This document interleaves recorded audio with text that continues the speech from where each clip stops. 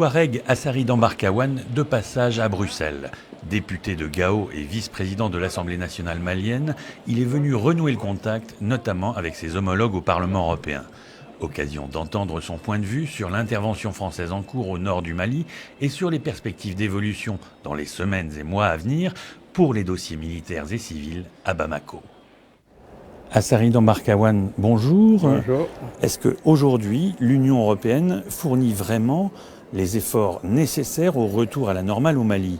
On dit par exemple que Laurent Fabius a échoué ici la semaine dernière à trouver auprès de ses partenaires européens 90 soldats nécessaires à la sécurité de l'EUTM, cette mission européenne de formation militaire au Mali. Moi, je pense que l'Union européenne fait ce qu'elle peut au Mali.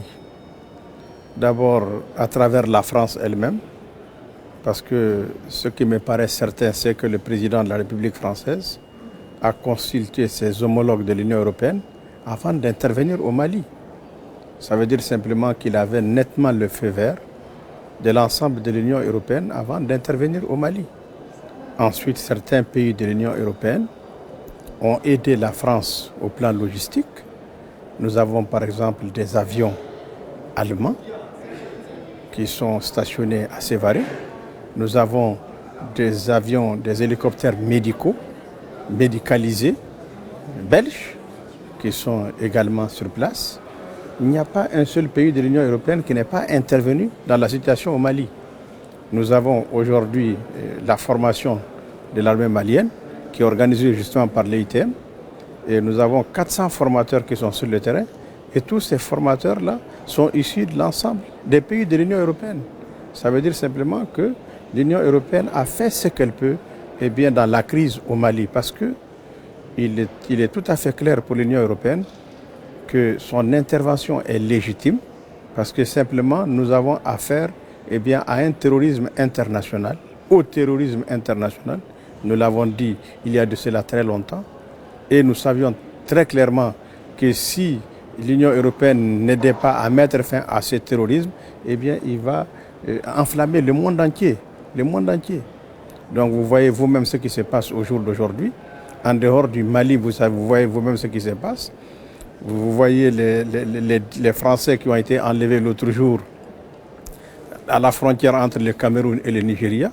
On ne sait pas ce qui va se passer après. Ça veut dire simplement que l'Union européenne est obligée d'apporter tout son appui dans la lutte contre le terrorisme international au Mali, parce que les terroristes ont voulu faire du Mali leur gîte. Et après le Mali, ils allaient s'attaquer à l'ensemble des pays voisins du Mali, des pays comme le Burkina Faso, des pays comme le Niger, en tout cas tous les pays limitrophes, les islamistes allaient s'installer là. La grande affaire militaire à venir au Mali, ça va être précisément le passage de relais de la France à l'ONU. Comment voyez-vous ce passage de relais s'annoncer? Je pense que ça ne va pas être un passage comme les gens le croient. C'est un peu toutes les forces qui sont sur place, certainement, qui vont être transformées en opération de maintien de la paix, ce qu'on appelle l'OMP. Maintenant, probablement avec un mandat tout à fait différent des mandats que nous avons l'habitude de voir. C'est-à-dire que le mandat principal de cette mission va être l'éradication systématique du terrorisme dans la zone. Et ça va être aussi une surveillance stratégique de l'ensemble de la zone sahélo-saharienne.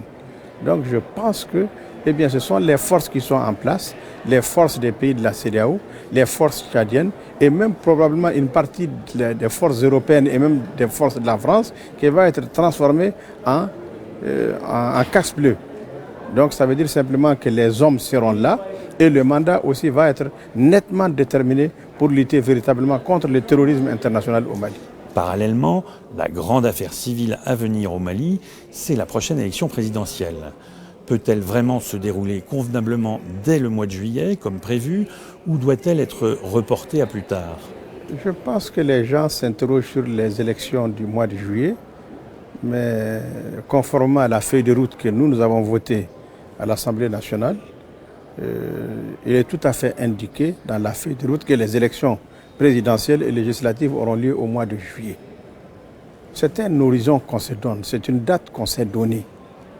Et nous avons invité le gouvernement malien à mettre tout en œuvre pour que les élections soient organisées à cette date.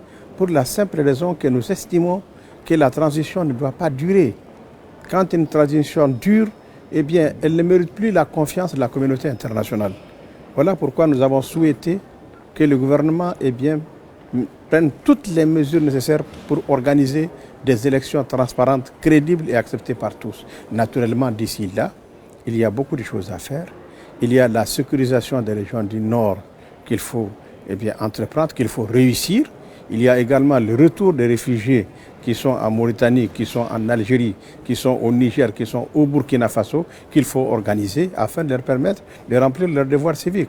Donc il y a beaucoup de choses qu'il faut faire et j'ai la conviction profonde qu'avec l'appui de la communauté internationale, nous y arriverons. Pendant ce temps, comment fonctionne l'Assemblée nationale? Est-ce qu'elle est vraiment en mesure de légiférer, de contrôler convenablement l'exécutif?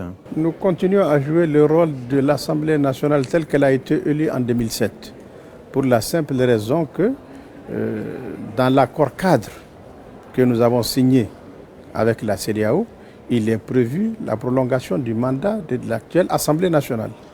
Et donc nous avons voté une loi qui prolonge le mandat de l'Assemblée nationale en attendant la mise en place d'une nouvelle Assemblée nationale. Donc nous avons toujours pour mission de légiférer et de contrôler l'action gouvernementale conformément à la Constitution du 25 février 1992. On parle d'une pléthore de candidats pour la présidentielle au sein de votre parti, l'ADEMA.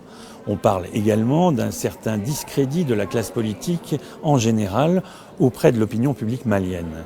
Y a-t-il donc un risque d'abstention massive à l'élection présidentielle? Je pense qu'il n'y aura pas du tout d'abstention. Vous savez, le Malien a toujours envie de voter. Le Malien a tellement l'envie de voter que quand le Malien ne vote pas, il en tombe malade. Il en tombe malade. Maintenant, les différents candidats au niveau du parti auquel j'appartiens, l'ADEMA, c'est conformément à nos textes, au statut et règlement intérieur de notre parti. Quand il y a des élections présidentielles ou des élections législatives, même pour le poste de président de l'Assemblée nationale, on ouvre les candidatures démocratiquement. Donc on a ouvert les candidatures et nous avons enregistré 20 candidats sur lesquels nous avons rejeté une candidature. Nous avons invalidé une candidature parce que le dossier n'était pas complet. Donc nous avons au jour d'aujourd'hui 19 candidats. Mais nous allons passer par les processus prévus par nos textes pour essayer de départager ces différents candidats. À la fin, on n'aura qu'un seul candidat, on n'aura pas deux candidats. En ce qui concerne la classe politique, je pense que vous verrez vous-même que la classe politique malienne n'est pas discréditée. Vous verrez ça lors des élections présidentielles et législatives. Les hommes politiques qui sont en place aujourd'hui, j'ai la conviction profonde que le président de la République, le nouveau président de la République sera issu des nouveaux responsables politiques qui sont en place. Le nouveau président de la République ne viendra pas d'ailleurs.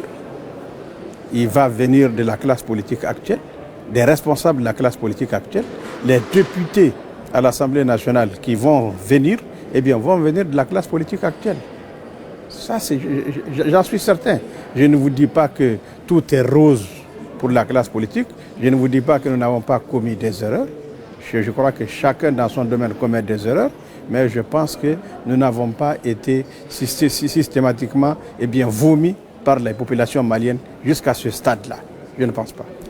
Comment jugez-vous la présence persistante sur la scène politique nationale du capitaine Sanogo, le leader du putsch de mars 2012 ?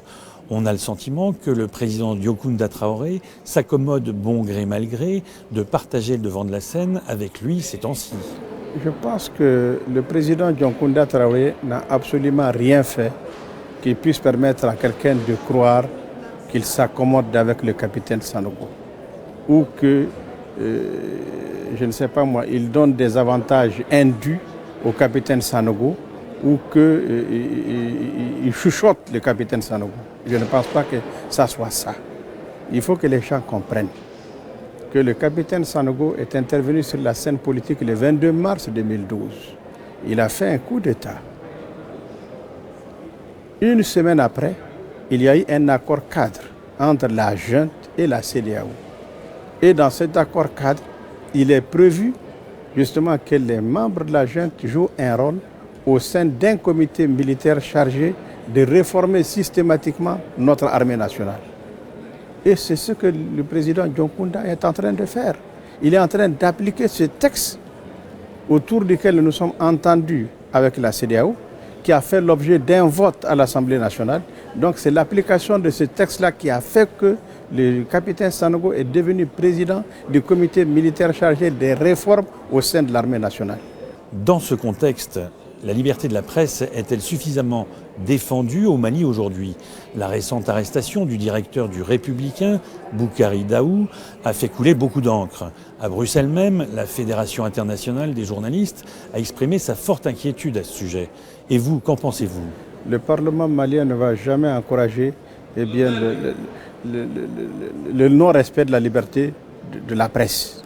Ça, il n'est pas question pour nous de l'accepter, pour quelque motif que ce soit. Nous avons entendu les motifs autour desquels Boukari Daou a été arrêté.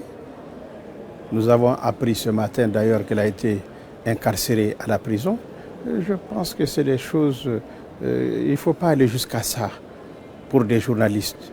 Nous pensons, en tout cas personnellement je pense, qu'une solution va intervenir le plus rapidement possible en ce qui concerne ces journalistes. Au Mali, il y a beaucoup plus de journaux privés, il y a beaucoup plus de radios privées que partout en Afrique. Donc c'est des choses qu'il ne faudrait pas qu'on recule, il ne faudrait pas qu'on retourne en arrière.